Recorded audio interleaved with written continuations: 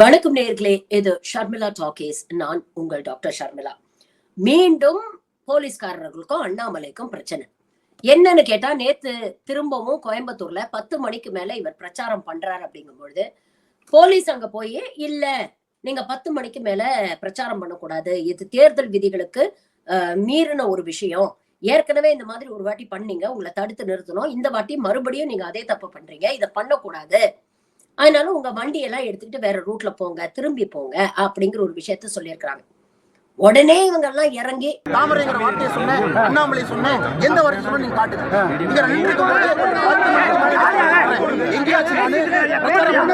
ஓட்டு போடுங்க எதுவுமே கேட்கல, கையப்படி வச்சு காரங்கள் உட்கார்ந்து எப்படி பிரச்சாரமாகும்? எப்படி பிரச்சாரமாகும்? கண்டிப்பா பிரச்சாரம் கிடையாது. 10 மணிக்கு கேண்டிடேட் வீட்டுக்கு போறான், என் பாட்டு கார்ல போறேன், 10:30 மணிக்கு ஒரு கடையில டீ குடிக்கிறேன், 10 மணிக்கு டீ குடிக்கூடாது.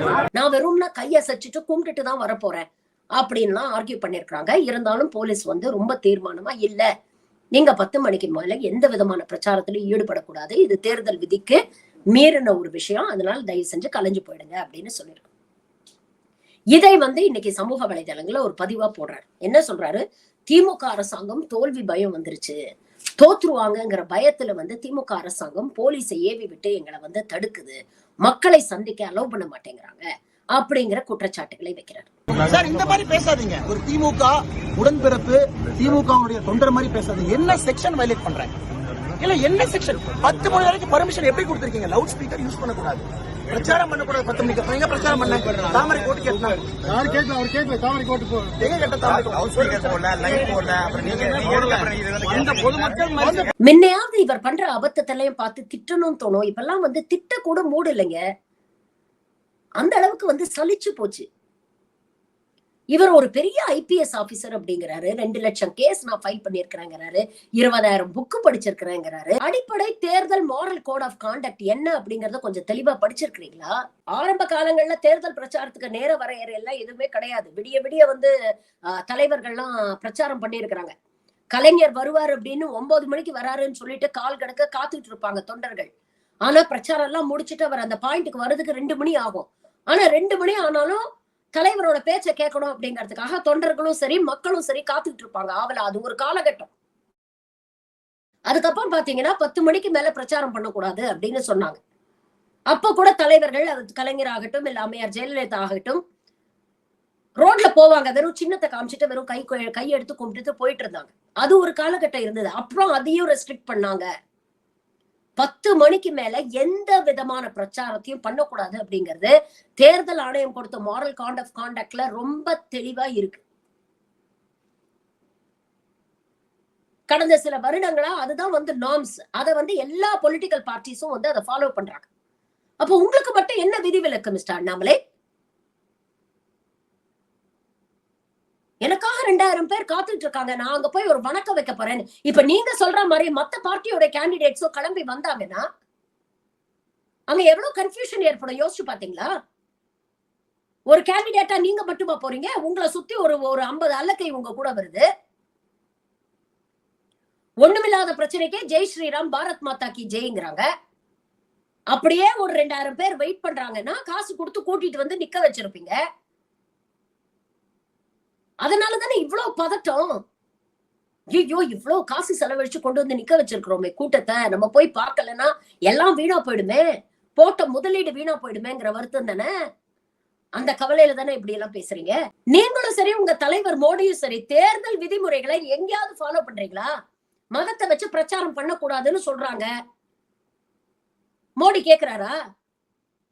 மேடையில ஏறி பேசுறாரு, காங்கிரஸ் மேனிபெஸ்டோ முஸ்லிம் லீகோடைய மேனிபெஸ்டோ மாதிரி இருக்கு, பாகிஸ்தான் மக்களுக்காக போட்ட மேனிபெஸ்டோ மாதிரி இருக்குங்கிறாரு.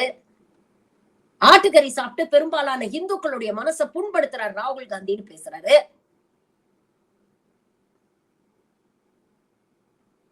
எதிர்கட்சி தலைவர்களை இழிவுபடுத்தி தனி மனித தாக்குதல ஈடுபடக்கூடாதுன்னு சொல்றாங்க. நீங்க யாராவது அந்த ரூல்ஸ் அண்ட் ரெகுலேஷன்ஸை ஃபாலோ பண்றீங்களா?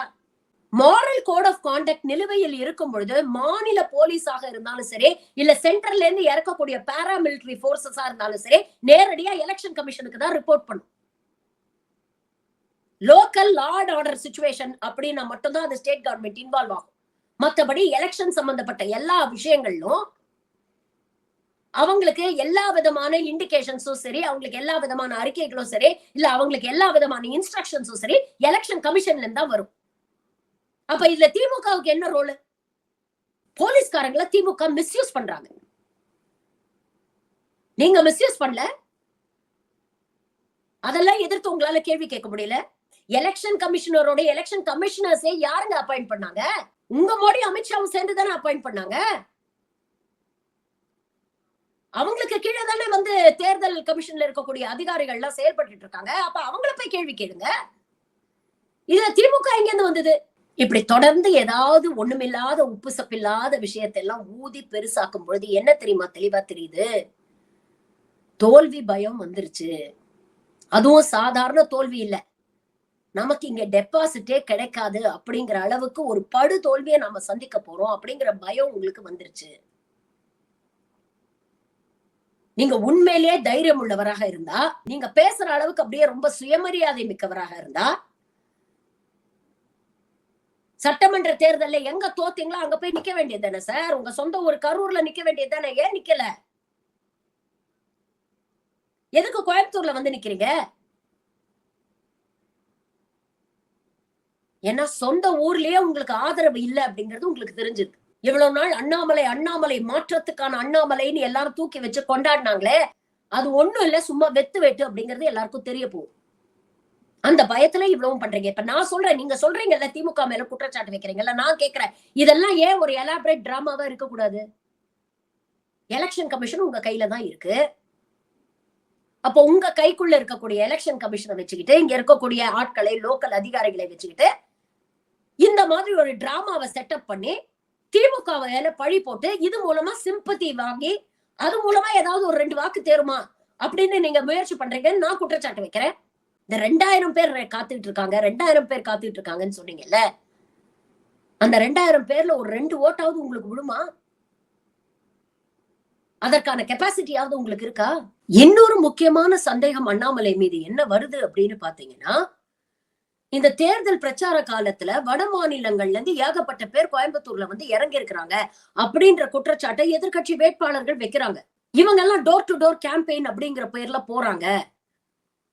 தினம் ஏதாவது ஒரு பிரச்சனையை அண்ணாமலை கலப்புறாரு, இவங்க எல்லாம் பின்னால நின்று போராட்டம் பண்றோம் அப்படிங்கிற பேர்ல வன்முறையை தூண்ட முயற்சி பண்றாங்க அப்படிங்கிற ஒரு குற்றச்சாட்டை வைக்கிறாரு. இது எவ்வளவு சீரியஸான குற்றச்சாட்டு யோசிச்சு பாருங்க. கோயம்புத்தூர்ல இருக்கக்கூடிய மக்கள் அமைதியை விரும்புவார்கள், அவங்க நிறைய அனுபவிச்சுட்டாங்க.